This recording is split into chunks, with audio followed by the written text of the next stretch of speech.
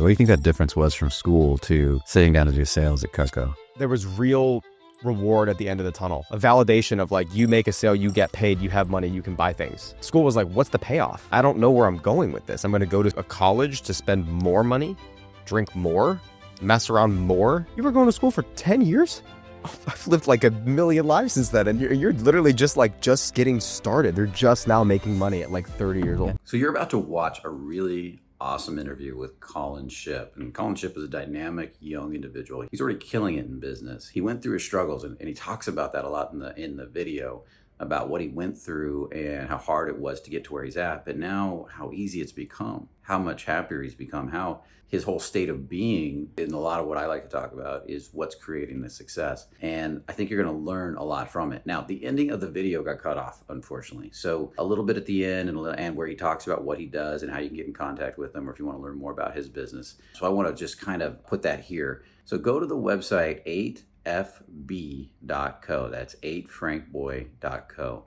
And you can learn more about what he does. He helps coaches go all the way up to 6 figures a month. And so with no further ado, here's Colin Shipp. Enjoy the interview. Welcome to the podcast, Brian Bajan's True Courage podcast. If we're going to keep that name, we'll figure it out.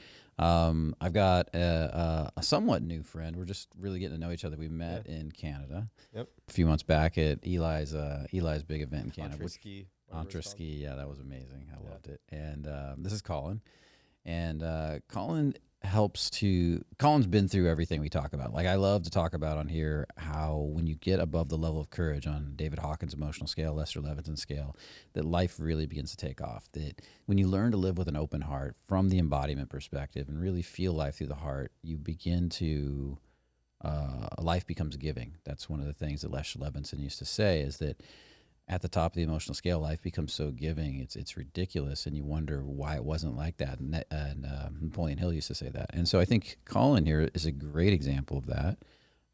He has his own business. For a long time. Yeah, and he struggled to build it, and we're going to talk about that. And and now it just happens effortlessly, and he lives this amazing life, helping other people make their first dollar in business, learn to start business, learn to get their businesses going that are struggling. And I asked you, I said, if you took it all away today, because you struggled for years, right? Mm-hmm. If we took it all away today and you had to start again, you had an interesting response. Yeah, it was like, give me 90 days to 6 months and it'll be all back. It sounds kind of fun. It's like a challenge. Yeah.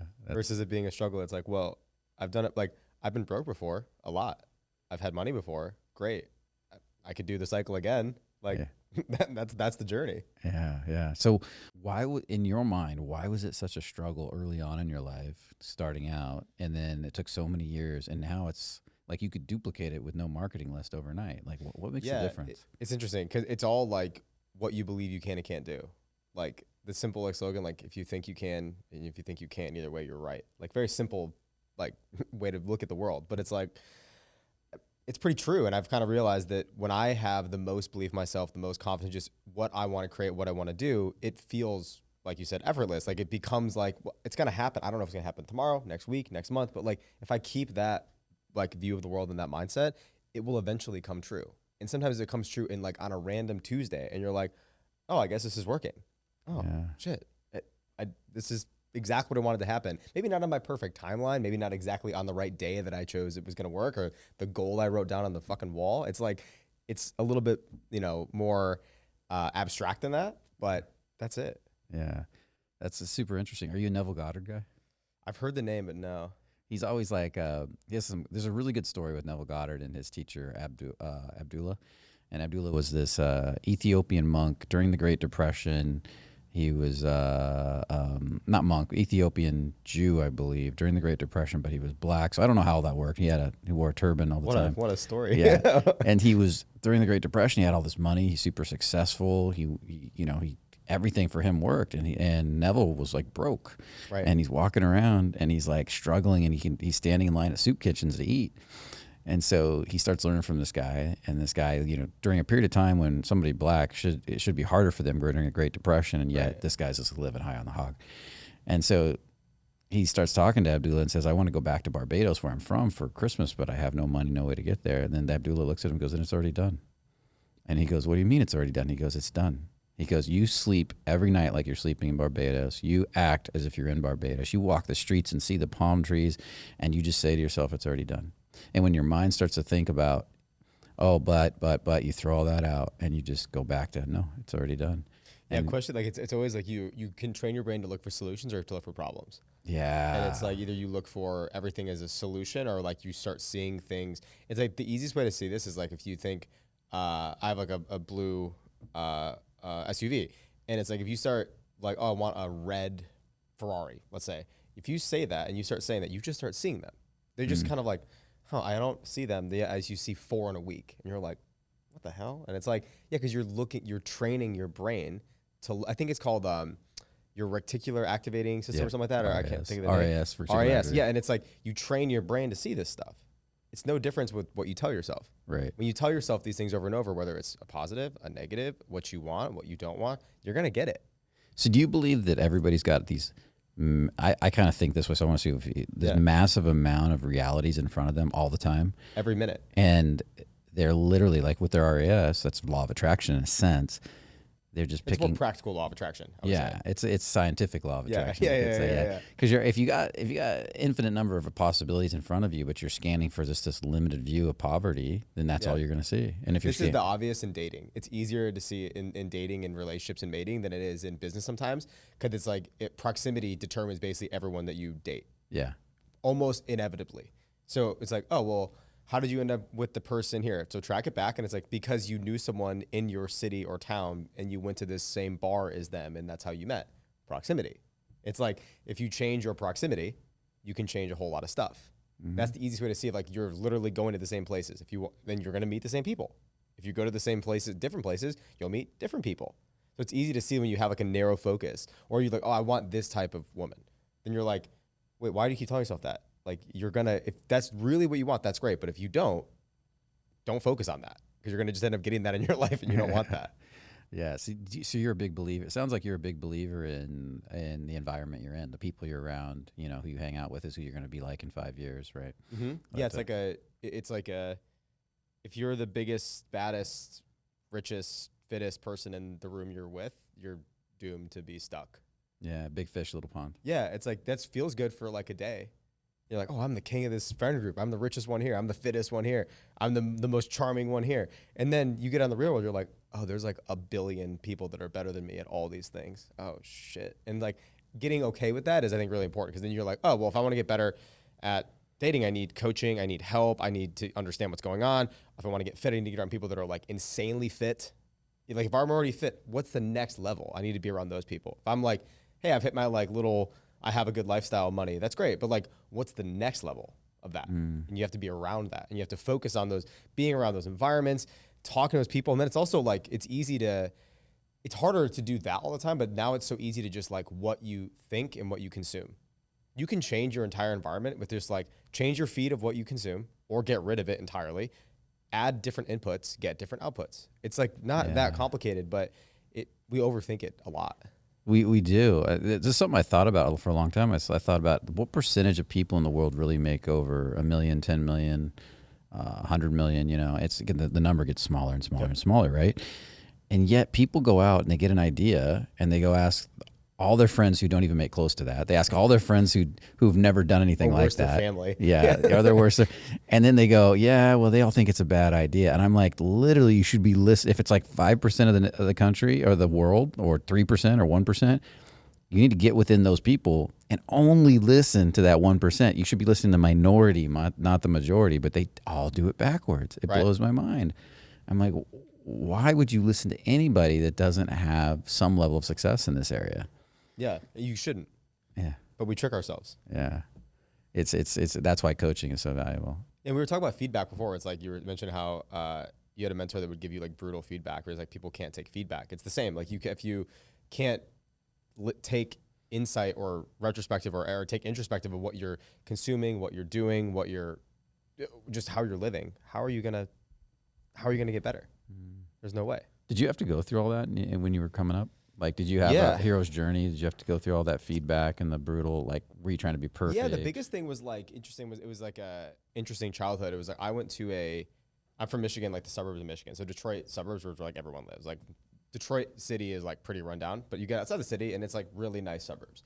So my parents worked in like the middle, like they worked in the auto shops for GM for 30 years, like worked in the shop, put doors on the cars, welded them down, like on the line type stuff. Yeah. And then very like, you know, standard like middle class upbringing. And that led to me, like, we weren't like struggling badly, but we didn't have an extra dollar. That was like right on the edge all the time, like very middle class. So they had mastered being just above broke. Yes, exactly. Yeah. Right there, just hanging on. Yeah. But the interesting part though is that my parents really valued, they didn't go to college, so they wanted me to go to college. So all through school, I went to like really nice private prep schools. And there was like, they were spending way more money than they should have. It was like probably 30-40% of their income was like going to my damn schooling. And I just was failing left and right. I didn't do anything. I never skip the homework. I remember like junior year of high school, a math teacher would hand me a quiz. I would just hand it back. I'm not lying to you. I'm like, here, I don't know any of these answers. Just take it back. I'm like, I'm not gonna like bullshit this lady. Was She's this like a nice rebel lady. thing? I just take it back. And I did that for years.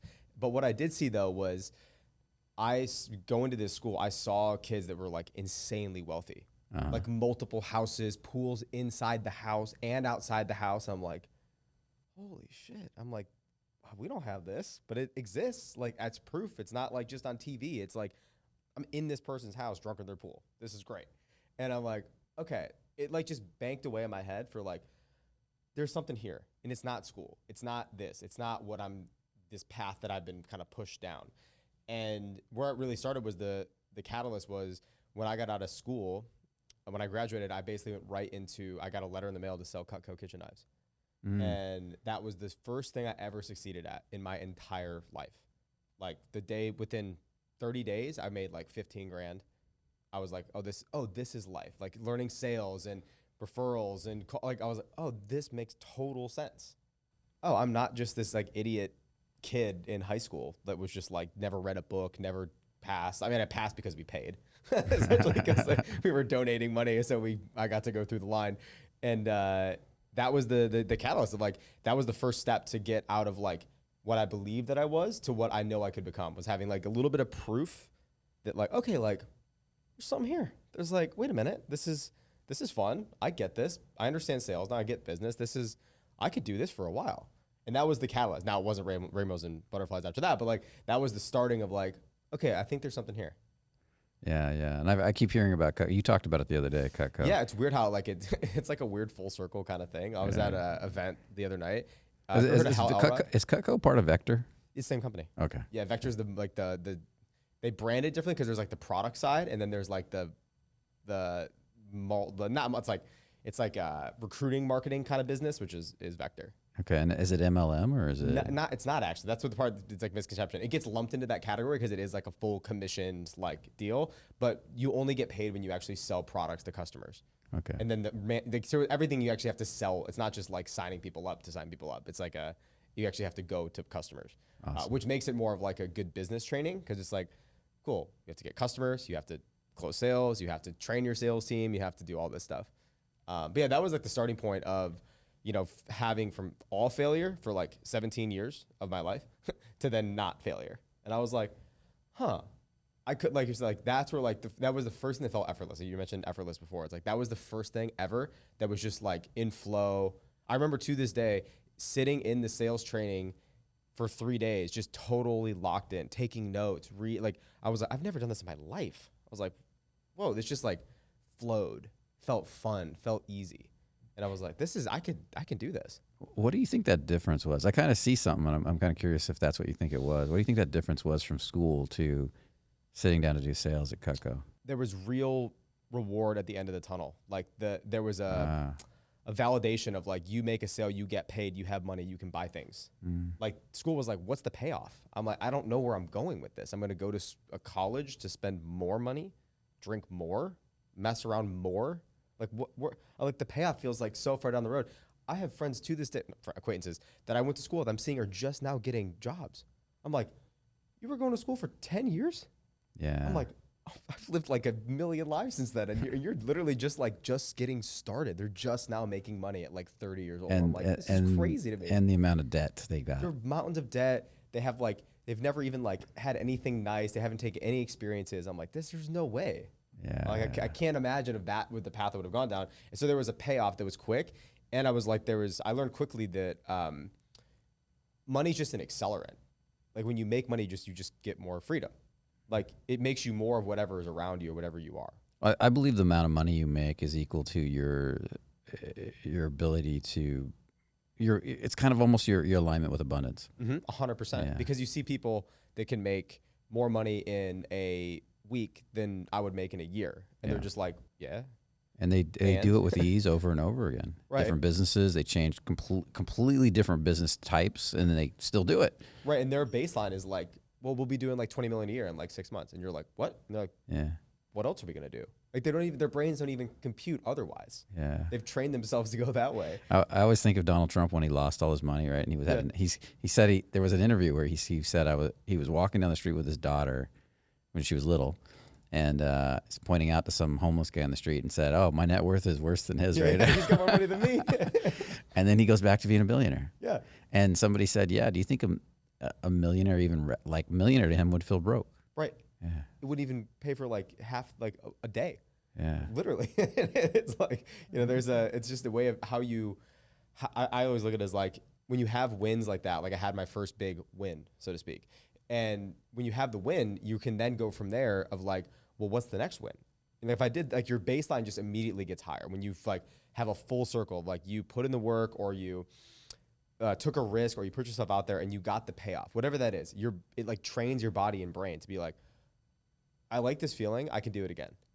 I can get this payoff or some other bigger payoff of some kind again. And then it can happen. Like there's like two ways I've seen it. I had my first big win in like making a little bit of money when I was in my teens, when no one else was at like that age. They were going to school. I was making money. I was, this is fantastic. But I wasn't like, some people get it in fitness or sports where they're like insanely good athletes that work super hard to become a college athlete or even like a low level pro athlete. So they know like what's possible in some arena of life and they can transfer it a lot of times, where it's like you see someone gets wealthy. There's like a trend. All the billionaire guys get jacked. You notice that like all these guys, and they get super shredded. It's like, because it's the same discipline. It's no different. It's like, oh, I built this thing. Well, how hard is it to get fit?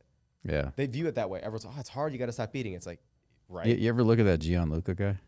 No, who's that? Gianluca, the Italian guy with all the tattoos. He's all ripped and cut and muscular. And he's in his 50s. He's a DJ now, traveling the world. He just had a baby. Yeah. He worked in the family business for years, made all this money, and he said he never had any fun until I think he was in his 40s, and he realized he hadn't taken a vacation in 10 years. He hadn't done anything for himself, and he said, I was done. Yeah. I was done. Now I'm just going to do what I want to do. And he started getting tattoos. He started getting fit. He quit the family business and the way he was operating. He created an Instagram that was all about him jumping off of boats and partying. And then he started becoming a DJ. And he said, for the rest of my life, I'm just going to do what's fun now. And that's what he's been doing ever since. Yeah. He's insanely popular. He's got this Instagram. The dude's in his 50s and he's as popular as it's kind of crazy how a dude in his 50s can be living this lifestyle and everybody loves him. Right. And some people like to pick on him because he's kind of prideful, right? He has a tattoo of his own face on his. That's one way to do it. Yeah. But he said, I started late, so I'm going to cut loose. So some people start in their 20s and do this. I'm doing it now. Right. But he's doing it in a healthy way. Yeah. He's not doing, he's got a family. He's not doing drugs. He's not drinking all night. But yeah, kind of crazy. So I respect it. So I'm kind of curious, what do you think your core value is that drives all this? Because you have a different core. A lot of people have this value, a different kind of value system, and you have some type of almost like immediate payoff freedom, something going on. Yeah, so freedom and like so the things I really value are like freedom is up there, and then also like being a provider. So like I've always like viewed myself as that. I actually had this conversation last night with someone. It was like I really take pride of like, oh, like if I make money, it's your money. It's like, what can I take care of for you? That's like the first thought. Or like, who can I hire? Or how can we get this person paid more or whatever? It's not like just the freedom. That's one part. But it's like the freedom to then provide for people around me. Interesting. Is what I've always Do you pay your staff well? Yeah. Yeah, I Way got the more feel. than what most people would get for some roles that people would just pay a VA. We'll pay someone like $3,000 to $5,000. Yeah, it's interesting. One of my coaches is like, "Oh, you're paying too much. You should pay him this much. Pay, you know." Yeah, He says, which "You got." mathematically they're right. They're not wrong. Like, but emotionally, I don't like that. But if you get somebody good, that's really taking care of you. I mean, if you truly want freedom and value freedom, you pay them well. They're going to take care of you, right? Right. It's reciprocal, Isn't that how Richard Branson thinks? pretty much. He Yeah. just like throws money around like it's water. Yeah. And it's like, well, there's a reason why. He's like, you have an idea. I like this idea. Let me back you, give you the confidence. Or you run this company. It's yours. You can make unlimited potential. The best story of this is actually UFC. So Dana White has been more public recently about like the story of building the UFC. And he's been able to, basically the Fertitta brothers trusted him to find this dying fighting business. And he found it. And they gave him 10% to build it. So they obviously made more money, but they put up all the money, all the risk. Dana just worked his ass off to build it. Flash forward 20 years, that guy's a billionaire. But they gave him like, you run it, you give unlimited resources and 10% of the company that you put no money in. Just build it. There we go. It's like, oh wow, that's like it wasn't like, maybe I'll give him like 1% and a salary. It's like, no, you get 10%. So if we do 20 million profit, you make, $2 million.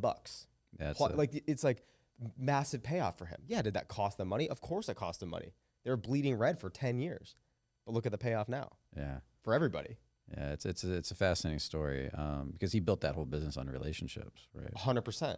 Right. And trusting people and building a team and people around you and taking care of people and being generous. And it's like, I look at people like that. I always like to be really generous with like a friend of mine was like in a rough spot and needed a car. So I just gave him my old car. I'm like, oh, just take it. I'm not going to like nickel and dime you for an old car that like you need. I don't need. Take it. It's fine. Or like if you need like if someone needs like I help my parents out and it's like, well, they just take it. Like it's our money. It's all collective. It's like you help me do this or you're just a good friend or whatever it is. Sure. If I can give you this resource, that's great. So you gave me good time or good experiences or support when I needed it. I can give you support in this way. Maybe I can't be your trainer, but I can help you pay for things if needed. You're doing something that I think about sometimes. Do you see yourself as is it my money or is it I'm just a channeler of abundance of money? So it's good you brought that up. I teach this a lot to our students where it's like, what's the alternate name for money? Abundance? Well, no, technically, what do we call money? Like the government, what do they call it? Debt. I mean, Currency. Currency. Yeah, I'm trying to think. I'm Sorry, I went completely yeah. blank there. So Like, currency. I'm on the spot. Damn it. Yeah. So currency. Okay, currency comes from what? A current. What's a current? Water. Oh. Water is flowing in and out. It's moving constantly. Yeah. If you, I live in Austin, and if you look at the Lady Bird Lake River, it is completely disgusting when it is not moving. It's stagnant. It's green. It looks horrific. But when the water's flowing, it looks beautiful. It's nice and clear. And when money's stagnant, if you're holding it like a hostage, it's like, just let it go. Let it go. It'll come back. Push it out. It'll come back. Like in and out. That's how I view money. It's like, it's everybody's money. It's my money, your money, his. Well, if we don't all work trading together, then the money dies, like you said, right? Like That's how economies literally die. It's like it has to trade. It's got to move hands. You can't hold it. Yeah, it's like the person who sticks all their money under a mattress and they're losing value every year. Right. Yeah. And even like over investing, it's like, yeah, you could invest and save it. Like that's fine. There's a place to do that. But it's like, well, there's also a value to like, I like watches and stuff like that. So it's like, well, I know if I buy this, the guy I bought it from gets a commission. That helps him and his wife, and that helps them, and I get to enjoy it. And then it's a spinning wheel. It's like there's a wheel spinning of that. Of like, I don't view it as like, oh, I wasted money. It's like, no, that guy got a commission. He made X amount of money on this. That helped him. And then he can go do it again. And then he feels more confident and can sell more people. Then it starts the cycle. Yeah. And that helps the jewelry store. Then that helps the city. And then it's like, I just view everything like that. Yeah, and I do too. I feel like there's something weird with taxes. Like a lot of people who are really broke think tax the billionaires, tax the millionaires, and I'm like, they don't pay enough in taxes. And I'm thinking to myself, well, if you think about it, if I own a company that employs 100 people, 1,000 people, each one of them is paying taxes, and I'm paying each one of them. if anybody should be trusted with the money to go pay more taxes to create jobs, it's probably the rich people. Right. Because they're out there actually stimulating the economy. Right. They're actually providing value to people. It's kind of, it's a weird mind thing that you start saying, I'm going to take all their money away and decide how it's going to be used. And then they have to fire all these people. Right. And they just do. They're like, okay, we'll just readjust, you Yeah. know? So I think that abundance mentality is really interesting because I also feel the same way. Because I didn't looked at, used like, to. lifestyle of like, okay, so this is like a good like way to I viewed money is like, okay, there's a lot of people that think about retirement. I want to retire. I want to get this number, then I'm out. And then I'm like, that number to live, if you take into account inflation, cost of living, lifestyle, what you'd want to do, depending on what maybe family stuff, health stuff comes up in the future, it's like, it could be like $100 million I would need to like have to like not worry. Because I'm like, well, if you spend like 500 million a year over the course of 70 years, it's like, you think things are going to get cheaper? No, it's only going up. So it's like that 500K you could spend now is going to be 1.5 million in 40 years or maybe more, if who knows. So it's like, okay, don't worry about holding on to this money.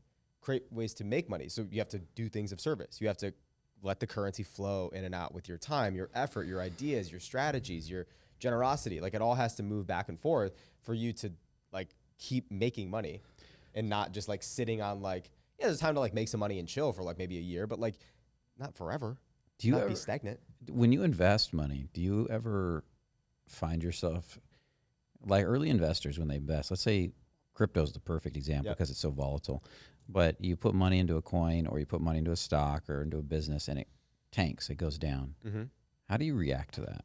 How do you react to like I put money in a coin not too long ago that went, a small cap coin that went down to, I had 20 some thousand in there, low 20s, 21, 22, 23. And then suddenly one of the whales pulled all his money out and ran. And then bang. And bang, I was at 1,500 overnight. Like literally it went like this. And I watched it and I was like, and I saw people pulling their money out, losing their minds, freaking out. And I'm like, I'm just going to leave it in. I'm going to see what it does. You know, and it hasn't quite come back yet. It starts to, and then it comes back. But they haven't killed it. They keep saying they're going to fix it. And I'm just going to let them ride, you know, and see what happens here. It could come back and be the, you know, but what's your reaction to stuff like that? That I wrote it off the minute I put it anywhere. The minute the money comes in, it's earmarked to go out. The second it comes in. How many times have you done something like that and it went backwards only to come back better than before? Every time. Yeah. Every time, even if I lose a bunch of money that ended up we've done some partnerships in the past where it cost us a ton of money to get out of the contract and all this stuff. It ended up being a huge pain in the ass. Huge. Hundreds of thousands of dollars. Pain in my ass. So glad it happened. I'm like, best thing ever. It's like in the moment, it's not at all. It's really stressful and it's infuriating. But if you get a little bit of distance and a little perspective, it's like, oh, this is like, I love to live by like what's next is always better. Yeah. Just like a simple phrase of like to keep your, I think it's from Joe Dispenza says that, or no, Tony Robbins said that, but Joe Dispenza has this really cool line where it's like, what if or paraphrasing, what if the worst thing in your life is actually the best thing in your life? What if this like horrific divorce is like the best thing? Because then, well, you could meet someone else. It's like, or this failed business, but you could start a new one. But what about like, oh, this health issue, but then you can get healthy. Yeah. You have a chance to get healthy.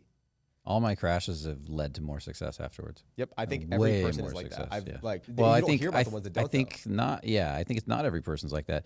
If the person just wallows in it, they get stuck, and they don't hear about them. Yeah, they just sit in their apartment. They sit in their, oh well, I give up. I'm just going to live in a mobile home the rest of my life. You know, that's a whole different person. Yeah, but if you that's like an apathy state though. You mentioned like the Hawkins scale, like that's like that apathy or like that like the woe is me. Like victim mentality. But if you stay encouraged, it's going to come back every time. It may not come back like you want. But it'll probably it will come back, and it's going to come back in some form of usually greater. And it won't come back how you expect. Yeah. It never does. This is like, again, it's interesting. It's easy because I'm dating again for the first time in a while, and it was like, oh, interesting how like this led to meeting this person that's really great, and it's like, I would have never connected the dots. Like I couldn't have possibly drawn this up on a whiteboard. Impossible. And it's like, oh, that like bad thing, good thing, bad thing, good thing, stressful thing, amazing thing. And that tether, that back and forth is like, that's like magical. Yeah, and the tension seeks resolution, and that's where your growth is in the resolution of that tension. Yeah. One But of as my, you're saying though, it doesn't have to be like, I found as you get a little bit more experience with overcoming things, each one becomes less chaotic. Yeah. Like when I was 22, something going wrong was like a big deal. Now it's a big deal for 30 minutes or even less. Sometimes a few seconds. I'm like, okay, is what it is. On to the next. And like, that's a way of, you can train yourself to like react less and less and less and less and less. And as you have more perspective and things are bigger, it's like, if you're running $100 million a year company, what's losing $1 million? But if you're running $1 million company, losing $1 million is a big deal. You're like, whoa. So you work up the steps, each thing you get, whether it's in health, relationships, business, finances, just your own internal state. Like you just level up bit by bit. Do you think you're really good at letting go?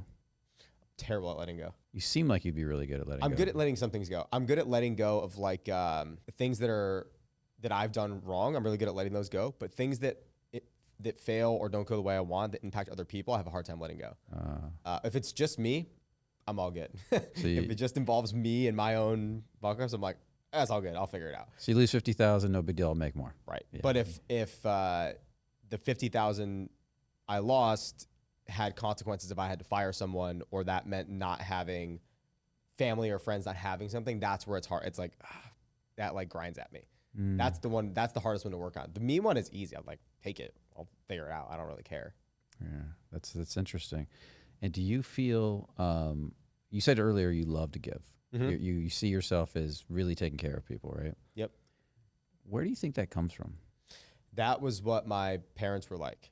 They always were just like, give, give, give. My dad would always help, try to give opportunities to people, or even like little things of just like going out of his way to help people at work or friends or our family or like our, cousins or whatever, always helping out, neighbors, whatever. So I just saw from a young age. There was no like, they didn't have a lot of money, but they gave time, energy, help physically or support or whatever it was.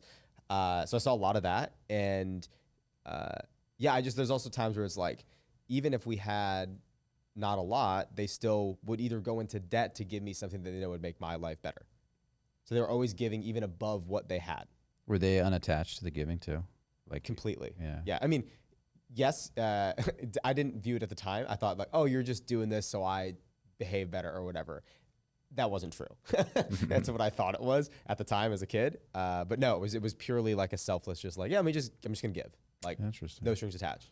Yeah, I'm always fascinated by somebody that's successful, like their childhood. Yeah. Richard Branson, for example, he has a fascinating childhood. Yeah. And it sounds to me like you're very good at, like, if you give to one of your employees, and let's say you give them a ridiculously high salary, you don't even think twice about it, or No, like if it works, it works. If it doesn't, it doesn't. But I'd rather give what this person wants to give them the best opportunity to succeed than not. Yeah, that's very different. I know somebody that gives a lot to people, and he's always taking care of people, but it feels he has a little bit of money trouble. Yeah.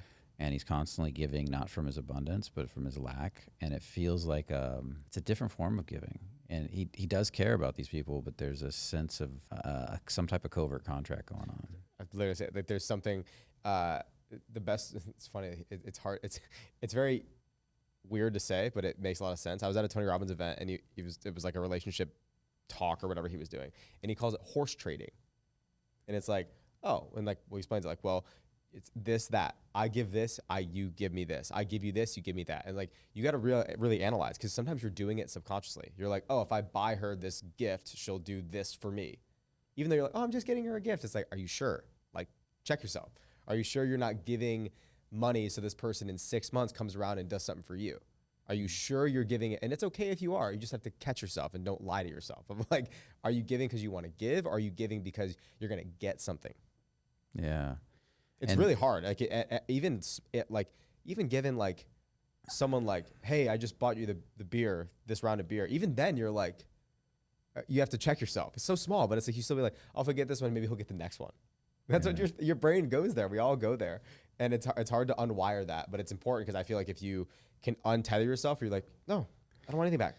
See, this guy's a little different. He gives, And it's almost like he doesn't need anything in return. He needs a place to dump the money so he stays broke sometimes.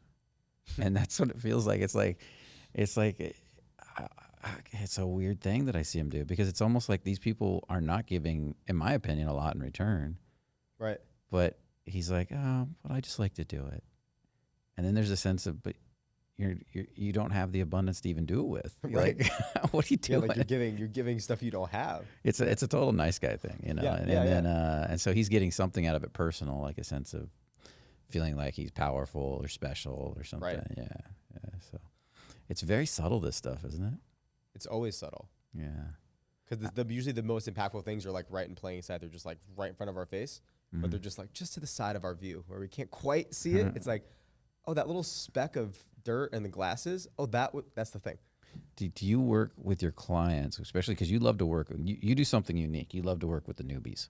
Yeah. That are making money. The 0 to 1 is the hardest dollar online by far. And we've all experienced this. Like once you make your first dollar, making 1,000 is easy. Then it's like it's a snowball. But that first one, it feels like you're like lifting a boulder over a mountain and then kicking it down the hill. It's impossible sometimes in your head. And so I love working with beginners because of that.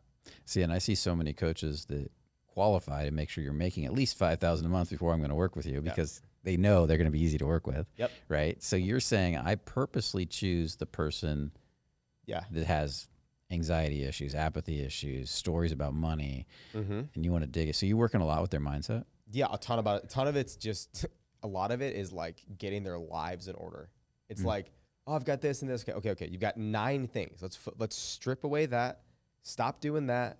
Do this. It's just like pulling away all the stuff. Like, oh, I've got this thing with the kids and we're doing this real estate project. I'm like, why? Why are you doing the real estate project? Like, well, because we want this passive income. Like, how much? Well, like, $4,000 a month. And I'm like, just do this instead. You're like, you're going around the block. You could just go down the driveway. I'm like, it's right there. I'm like, you bought this program. Well, yeah, well, I want to do this and this. No. 1. Yeah. 0 to 1. We're not sophisticated. Like you're just starting. You're not like, you don't have a team. You don't have a skill set yet. You're just learning.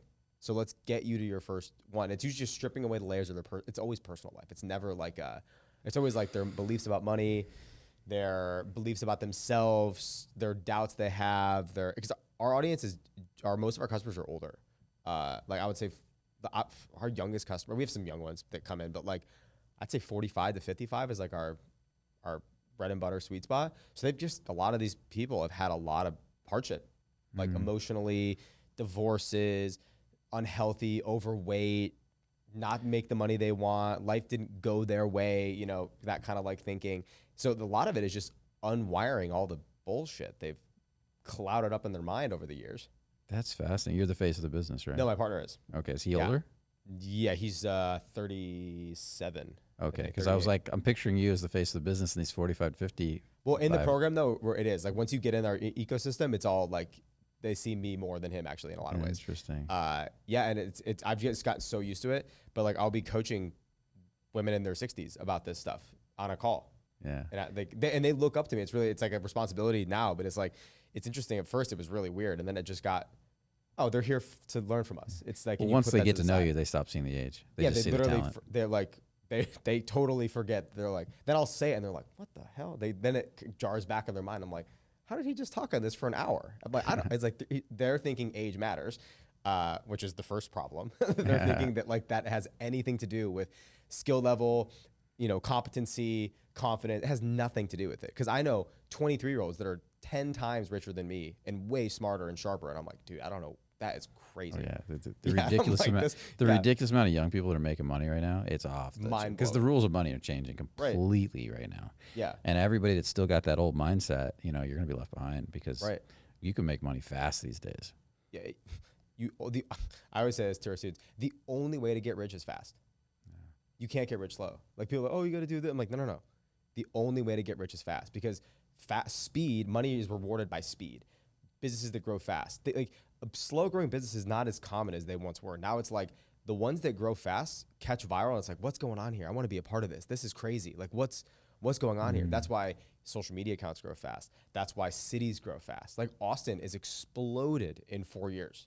It was a small capital town that was kind of upcoming to this massive city. It didn't happen over 20 years. It happened in literally 3 years. The skyline changed drastically. I'm moving into a building that didn't even have a floor, wasn't even on the boards until 2022. Now it's 70 stories tall in downtown. It's like, they didn't do that slow. They've raced. And people that don't think that, like, you know, you can get rich quick, like, you should get rich quick. Like, that's the best way. It's way more fun, I promise you. Like, it's a lot more fun than doing it the slow way. Like, yeah, there's some validity to putting in work, but like, once it's going, go. It's funny. This is an interesting conversation because I remember David Nagel talking about how Bob Proctor challenged him to turn his yearly income to his monthly income. Yeah. And he said, I want you to do it in 1 month.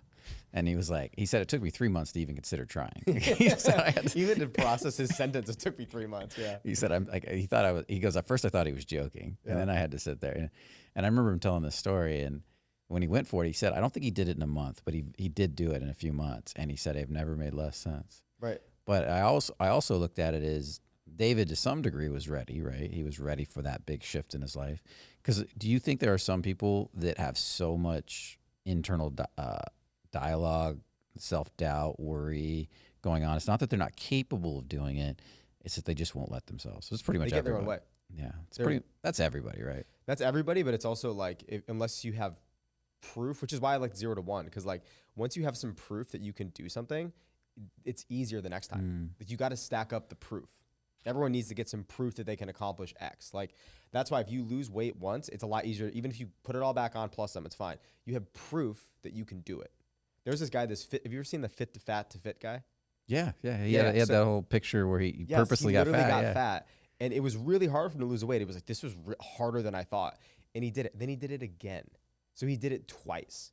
Was fit, got fat, got fit. He's like, I'm doing it again. Did it again, and then got fit even faster. So it's like, because he had proof of like, I've had abs, I've had a six pack, I've been healthy, I'm doing it again. But if that was just, if he was always fat, no contrast. You got to just get some kind of win, that's the hardest part in any area of life, is like getting a win. You have to get a win in the area that whether it's money or dating or your fitness or investing, whatever you're doing, you got to get some win to have some proof for yourself, but not for anyone else. Literally for you to just believe that, like, I can do this. Oh, well, if I did it in a year, could I do it in 6 months? Like, kind of that thinking. It's like, well, maybe I could. I did this in a year. What could I do with, or more time? Or what can I do with, what can I get there in a third of the time? Because I know all these pitfalls from this before. With weight loss, it's like, oh, I know, don't eat these foods. These killed me. Great. You have evidence now. Not a book, not theory. You have it ingrained in your nervous system. Like, oh, when I eat candy, I get fat. Not because the book said, because I literally ate the candy and got fat. And then you're like, it's embedded in you. The interesting thing with science is often proved wrong too. Just like people, they always saying that's the point of science, to always be proving it, testing it. They'll do something. They'll say this is the way to do it, and then they'll say next week but this scientific experiment says it's not the way to do it, and this one says, and then you go over there and you see this group of people, anecdotal of course, but they've got 1,000 people who have succeeded, and they're like, but science says that shouldn't work. And then people go, I'm going to cite the science. I'm like, well, maybe follow the people with results. Maybe if they had 1 or 2, great. But when they have a whole bunch of people, like, kind of take some. There's probably a few pieces that they were missing in the experiment that they've got right. You know, and so I'm not afraid of when I see somebody nailing it and their clients are killing it. I'm like, that's what I'm most interested in, results. Yeah, I look for results and say, okay, you got a lot of results. I want to learn more. Yeah, what did you do? Yeah. Tell me. Let's unpack this. Let me dive in here because this is interesting. Yeah. And you can disagree with the science. I don't care. You got the results. I want to see. I say this in the business. Like, I don't want to be right. I want to be rich. Yes. Like, I don't care how. Like, I don't care how we slice this apple up. I want it sliced. That's what T.R. Becker saying, right? Huh? T.R. Becker used to say that. Okay. Yeah. Do you want to be right or do you want to be rich? Right. It's like I definitely want to be rich, and it's like and that applies to everything. Like, do you want to be right or fill in the blank thing? It's like, let the ego aside. Like, it doesn't serve you being right. And that's a very, like, kind of back to the scale is like, that's like a very like low level energy to be right. I feel it almost feels childish when you see someone who's like has to be right. You're like, dude, really? Like, you really have to be right here? It's like, there's no competition. It's about the result. It's about the where we want to go, not about like, oh, I called that. It's like, congrats, yay! Like what do you get a cookie? Like who cares? It doesn't matter. They were talking about that on Tim Pool the other day. They were talking about these people that predict like elections and things, and and they'll put out a prediction every week, every month, and then incessantly, and different predictions, and then when it happens, they delete all the other tweets that are incongruent with the one, and they say, "Look, I predicted it," and I'm like, "No, you didn't. No, it's a and bunch of BS. Who cares?" Yeah, I totally agree. It's so much is manipulated. Yeah. So I'm super curious. What does your business teaches people to make money that first dollar? Do you go into any special industry for those people? Yeah. So we teach. So we've taught blogging, SEO, like basically how to make content-based business or organic content-based businesses. Now our primary offer is focused on how people make money with AI. So building websites, finding keywords with AI, writing content, affiliate marketing, ad revenue, stuff like that. We find it to be great for beginners. So is it the way to make the most amount of money? Not at all.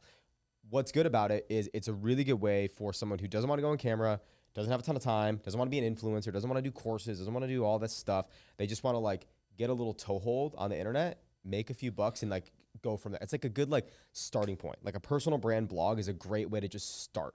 It's not going to get you millions of dollars a year, but what it is going to get you is a foundation that I can accomplish something. I made money. I understand basic business principles, basic online marketing principles, basic writing skill, like these things that are pretty pivotal and fundamental across every single industry and every niche.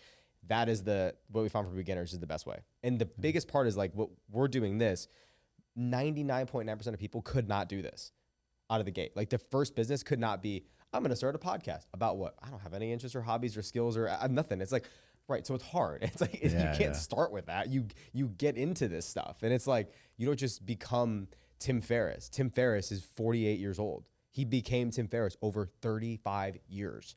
It's like, you're missing the point here.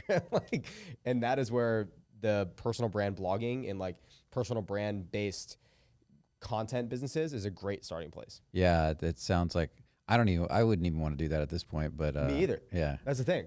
But I get it. For a beginner, it's perfect because we learned like with my business partner, he started we got to here because he started a blog in 2018 and 2019, and it did really, really well. Well, newsletters are big now. Do you teach newsletters too? We do a little bit, but mostly still blogging because like it's just it's like because newsletters require social media. You have to learn ads. You have to get copywriting.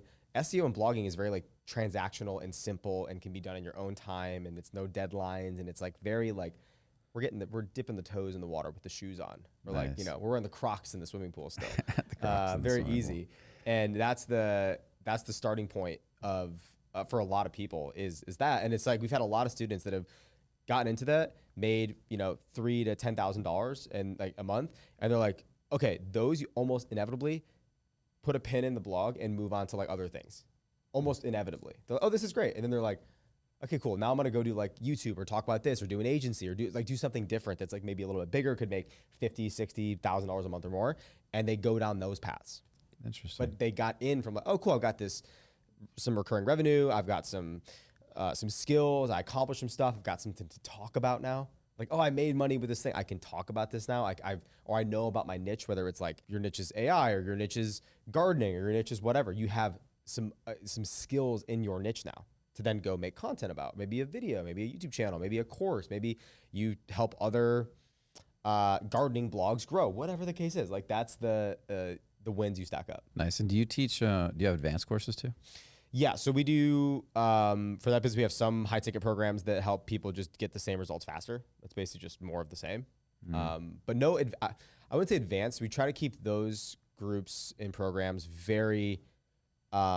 Beginner focused. We found through trying to teach more advanced stuff, trying to teach like building complex courses and funnels and stuff like that through that business to that audience, it's just like whoosh, just over the head. The thing I see with you is, you were talking about community building, which I think is the number one way to get clients, right? Community building because they already love you, they trust you, they know you, they've spent money with you, they want to spend more, they want more, and the big thing with you that I'm getting from this podcast is I listen to you, and I'm sure people that are listening are thinking too, is mindset, money mindset. Like old T.R. Becker used to do the money mindset, Millionaire Mind, right? But he's gone now, right? Team Millionaire Mind is pretty much gone. I think somebody bought it, but I don't even know if it's still operating. But that whole money mindset thing is It's really important, and I think it's also TR like turned my life around. It's like I literally just read his book and went out and made $2,500 in a week, and I'd never made even close to that in sales. I was like, oh my god, like I don't even know what did it. It was just something about reading the book, and my vibration changed, my energy changed. I was like, yeah, and then suddenly it happened. It was it was cool. Yeah, because it's when it comes to especially beginners, the hardest part, beginners of anything, beginners in making money online specifically, that's what I know the best, is when you have a breakthrough of like how you view money, how you view business, how you understand this. It's like you can start, it's like cheat codes. And I like low risk things for beginners because it takes away a lot of the loss aversion part of things. Like if you set up a blog, buy some AI tools, you're talking a couple $100 here. We're talking less than dinners here. And that's all you need to make possibly $1,000 to $10,000 a month. Great, pretty good ROI. Also very low risk if it doesn't work. So you can kind of go out there a little bit more like, a little more, like a bat out of hell, because it's like, well, I mean, if it fails, whatever. I didn't like bet my house on this thing. Yeah. It's not like I started like some supplement company where I had to put up like $100,000 or something. Like, you just like, it is what it is. It fails, it fails. It works, it works.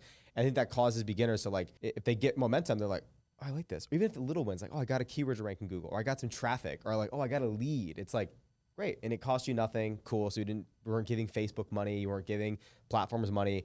Stack the wins. And I always say, it's not the way to make $1 million. It's actually not the way. The way to make $1 million is by teaching what you're doing. Coaching, education is like what I believe is the simplest path to $1 million plus. Is like, it's a no-brainer.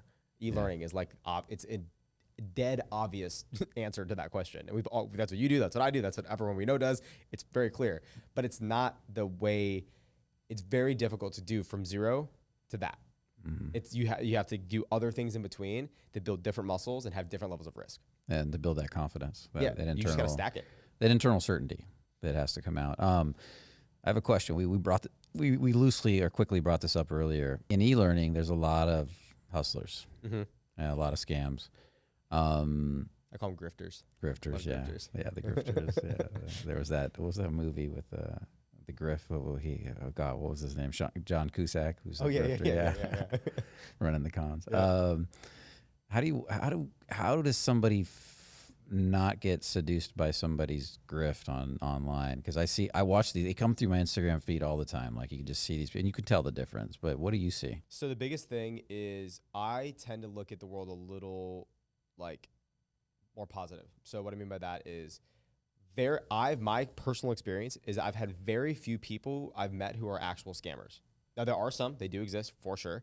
I try to give everyone the benefit of the doubt because they're just trying, my belief is that they're doing what they believe is best for them, for their audience, for their customers, for their family, whatever they're doing.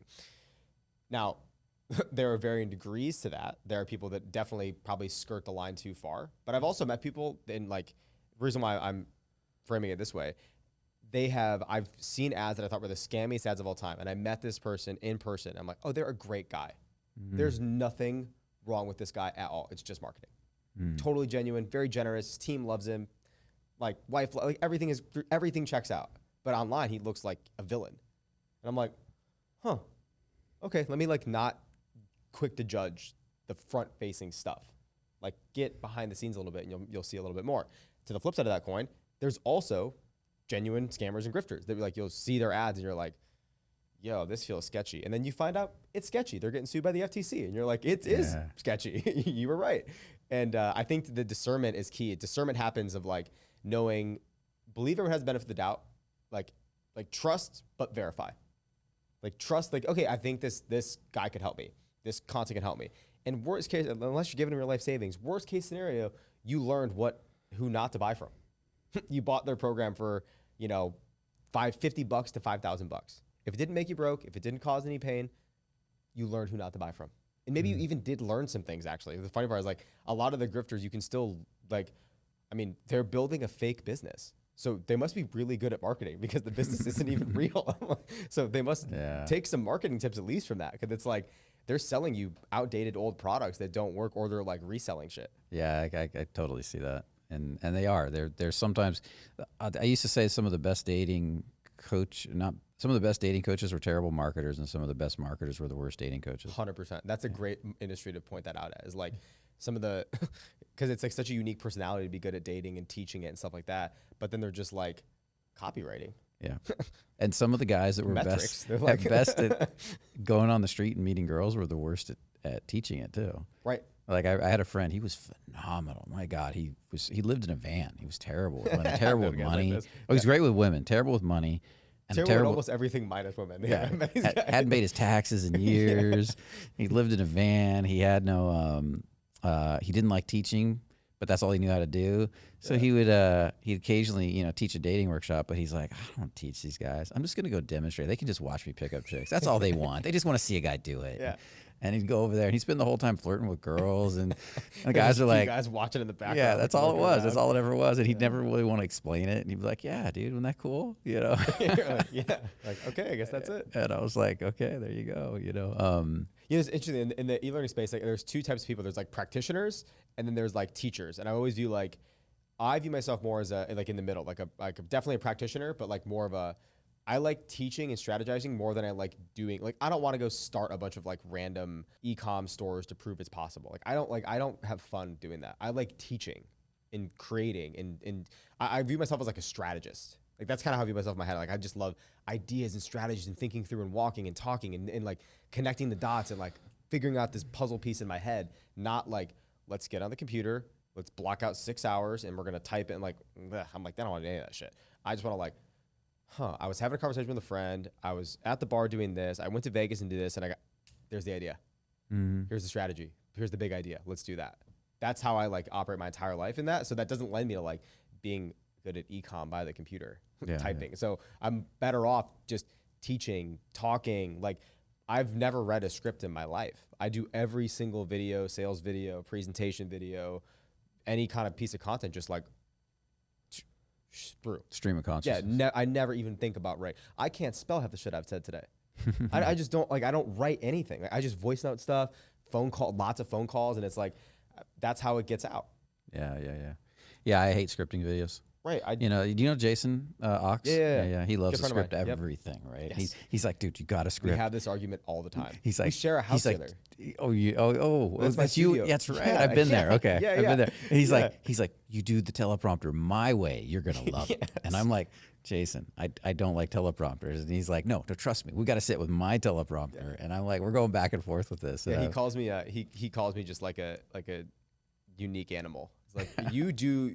He's like, I don't know how you do this, and I'm like, I don't know how you write your courses out by hand. And then I'm like, dude, I just like put together a Google Doc of 5 notes and talk for an hour. Like, that's what I do. Me and you were a lot alike. Yeah, I'm like, he's like, no, it's like 38 minutes exactly, because I'm like, dude, I wouldn't even know how to write half the stuff you just said. Yeah, I got to shoot a VSL this week, and he gave me his formula for and I started looking at it. It's like, it's a lot of information here. Can I just make this shit up? Yeah. Can I just like let it fly? Like, that makes more sense. So I was like, I'm going to go back and look at it again, because he's an artist. He's an artist in a constructed way. In his own way. Yeah. In his structured way. So I think it's a good like analogy of like how like there's different ways to do different things. And it's like, you could be really good at presenting, talking, speaking, all this stuff, and not need a script and all good to go, and that's your way of presenting. You could also be an analytical nerd who never even steps foot outside off of the spreadsheets and the ad accounts and the e-com dashboards and the pricing and all that. And that could be your zone of genius, and that could be like where you thrive and you're just like living your best life. And I think it's like internet business like helps you. I think it just helps you find out like what you're best at and what you're not. Like, I thought I would want to like be more behind the scenes, do this. And then once we started scaling, I'm like, all I want to do is talk to the team, talk to the customers, go on camera, and not open this damn laptop. Yeah. Like, can I just like shut this thing forever and just use the phone?